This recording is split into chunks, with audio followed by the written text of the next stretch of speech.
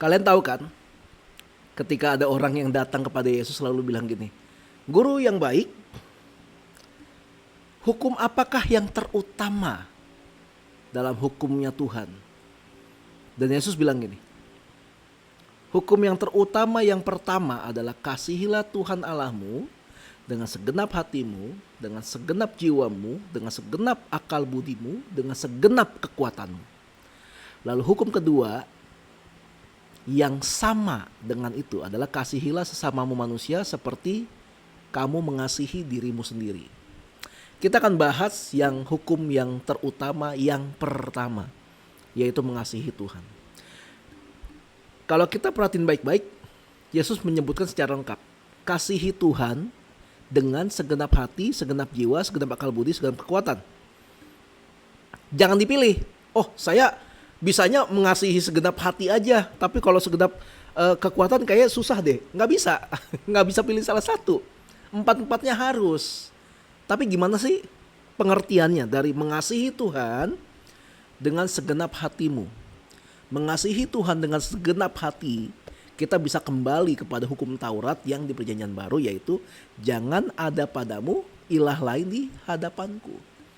Ilah berbicara banyak, bukan cuma yang kayak patung disembah atau punya jimat atau ada hal lain yang kita sembah-sembah secara fisik, enggak.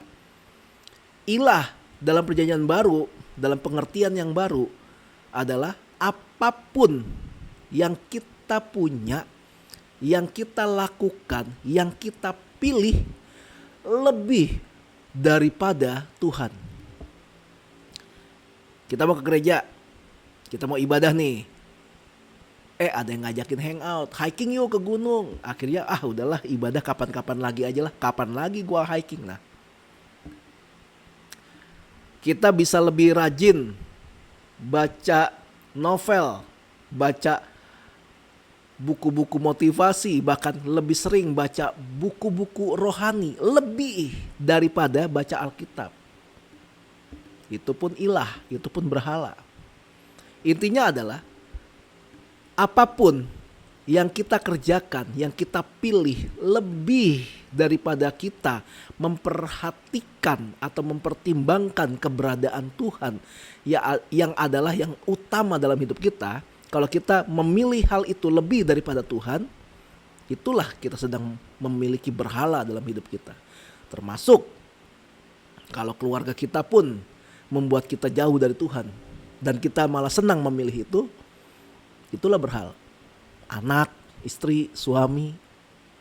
Loh, kok gitu sih? Ya memang begitu, memang begitu. Jadi jangan samakan dengan ajaran-ajaran yang lain. Memang begitu dalam kekristenan. Segenap jiwa. Maksudnya gimana? Mau kita lagi senang, mau kita lagi sulit, mau kita lagi diberkati, mau kita lagi kurang berkat, mau kita sedang dalam keadaan happy, mau kita dalam keadaan depresi. Yang terakhir kesannya sulit ya, tapi ini belajar. Apapun keadaannya, kita tetap, Alkitab bilang gini, hai jiwaku bersukacitalah, hai jiwaku tenanglah. Artinya apa? Artinya jiwa kita tuh bisa diperintah. Jiwa kita bisa diperintah. Jadi gini teman-teman, khusus yang terakhir yang soal depresi, itu kan arahnya lebih ke masalah mental ya, sakit mental ya. Kita harus berani mengakui loh kalau kita punya masalah dengan itu. Khusus untuk yang kayak depresi, frustasi, overthinking, katakanlah bipolar barangkali ya. Dan pokoknya sebutin semua sakit mental yang kalian tahu. Ini memang susah, saya nggak berani sok tahu dalam hal itu ya, bukannya nggak mau mengerti, enggak. Cuma gini, Alkitab bilang gini, jiwa kita nih bisa diperintah. Ketika kita sadar nih kita mengalami sakit mental seperti itu, coba deh satu hal ini, perintahkan ke jiwa kita, hai jiwaku bersukacitalah, hai jiwaku tenanglah. Kita bisa memerintah jiwa kita. Makanya kita bisa memerintah juga kepada jiwa kita, kasihilah Tuhan Allahmu, kasihilah sesamamu. Itu bisa diperintah. Jangan sampai kita nggak mau memerintah diri kita sendiri karena terpengaruh dengan pikiran kita, nggak mungkin bisa lah, susah lah. Nggak bisa. Alkitab berkata seperti itu. Kalau kita punya Roh Kuduslah yang hidup dalam diri kita, dan Roh Kuduslah yang mengatur semuanya. Asalkan kita mau memberikan tempat yang paling layak dan paling utama untuk Roh Kudus berkuasa dalam hidup kita. Jadi mengasihi Tuhan dengan segenap jiwa adalah apapun kondisi hidupmu, apapun yang kamu alami, apapun yang kamu rasakan. Coba katakan sama jiwamu, hai jiwaku, bersukacitalah. Hai jiwaku, ingat Tuhan. Hai jiwaku, jangan mau kalah sama tekanan hidup. Susah ya? Emang susah, tapi ngomong gitu aja gak susah dong. Coba deh ngomong dengan iman, bilang seperti itu. Lalu mengasihi Tuhan dengan segenap akal budi. Akal budi nanti kaitannya dengan skill. Jelas, pengetahuan. Apa yang kita punya, kemampuan apa yang kita punya. Kita harus mengasihi Tuhan dengan melayani Tuhan sesuai dengan skill dan pengetahuan yang kita punya. Saya punya skill di bidang musik. Saya punya skill di bidang pengobatan tradisional. Saya punya skill berbicara. Saya pakai skill ini dalam semua pelayanan saya. Saya berkhotbah. Saya melayani di bidang musik. Di luar itu saya melayani sebagai seorang terapis. Lalu dengan pengetahuan, saya sesekali lah melayani sebagai, katakanlah, pendengar yang baik. Saya banyak mendengar keluh kesah orang, dan saya banyak menjadi konselor nggak resmi gitu loh, buat dengerin setiap orang yang punya pergumulan dan sebagainya. Dan puji Tuhan kalau sampai ada yang akhirnya menjadi lega karena bercerita dengan saya.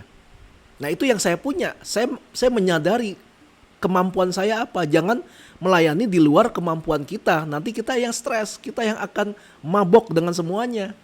Akhirnya jadi depresi. Ya ngaku-ngakunya depresi ya. Padahal depresi, frustasi dan sebagainya itu harus lewat pernyataan atau diagnosa dari dokter.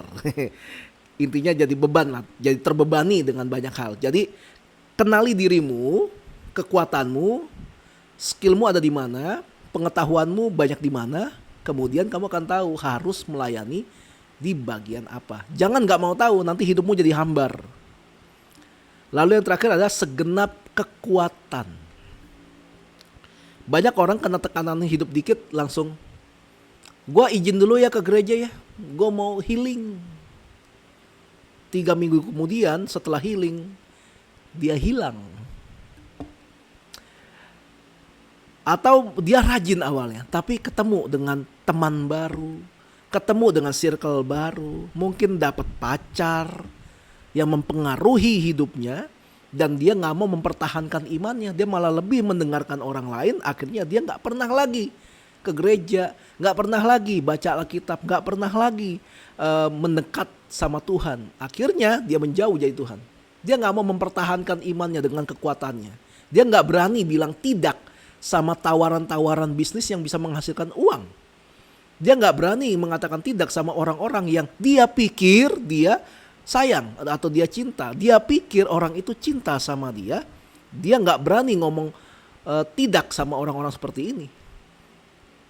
Akhirnya dia mengorbankan imannya, mengorbankan Tuhan yang dulu dia bilang kalau dia selama ini tuh karena pekerjaan tangan Tuhan, karena berkat dari Tuhan, karena pertolongan Tuhan, makanya dia bisa kayak sekarang. Tapi begitu dapat teman baru, circle baru, dan apapun yang baru, dia gak mau mempertahankan imannya lagi. Itu yang mengasihi Tuhan dengan segenap kekuatan. Makanya 4 ini harus ada. Pertanyaannya, apakah kita sekarang sudah atau sedang dalam proses mengasihi Tuhan dengan segenap hati, jiwa, akal budi, dan kekuatan? Selamat merenung.